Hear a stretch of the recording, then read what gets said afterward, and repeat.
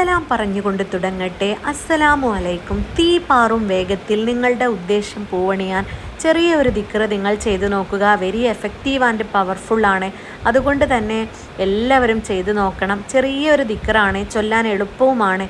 അശുദ്ധി സമയത്ത് ചൊല്ലാൻ വേഗത്തിൽ ഉദ്ദേശം പൂവണിയുകയും ചെയ്യും. Welcome to my channel problems and solution. എല്ലാവരും ഇത് ചെയ്തു നോക്കുക. ഇത് ചെയ്തു കഴിഞ്ഞാൽ നമ്മുടെ ജീവിതത്തിലുള്ള എന്ത് ആവശ്യവും പൂവണിയും.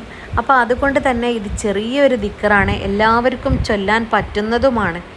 യാ സമദ് യാ അല്ലാ, യാ സമദ് യാ അല്ലാ, യാ സമദ് യാ അല്ലാ. ആരെയും ആശ്രയിക്കാത്തവൻ എന്നാണ് ഇതിൻ്റെ അർത്ഥം വരുന്നത്.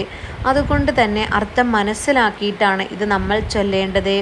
സൂറത്തുൽ ഇഖ്ലാസിലെ 2-ാമത്തെ ആയത്തായ അല്ലാഹു സമദ് എന്ന ദിക്റാണ് ചൊല്ലേണ്ടത്.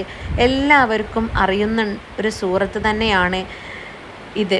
അതുകൊണ്ട് തന്നെ ഇനി ഇതെങ്ങനെ ചൊല്ലണം എന്ന് പറയാം. അറിയുന്ന ഏതെങ്കിലും സ്വലാത്ത് 11 തവണ ചൊല്ലുക. എന്നിട്ട് 1000 തവണ അല്ലാഹു സമദ് എന്ന് ചൊല്ലുക.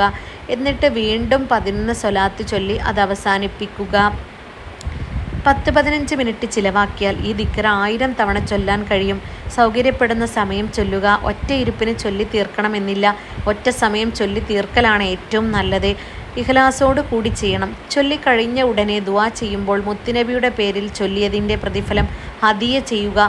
ഇഖ്ലാസോടെ ചൊല്ലുക. പോസിറ്റീവ് മൈൻഡ് വെച്ച് ചൊല്ലുക. അർത്ഥം അറിഞ്ഞു ചൊല്ലുക. ഇൻഷാ അല്ലാ എല്ലാ ആവശ്യങ്ങളും നടക്കും. അള്ളാഹുവിനോട് ദുആ ചെയ്യുക. അസ്സലാമു അലൈക്കും.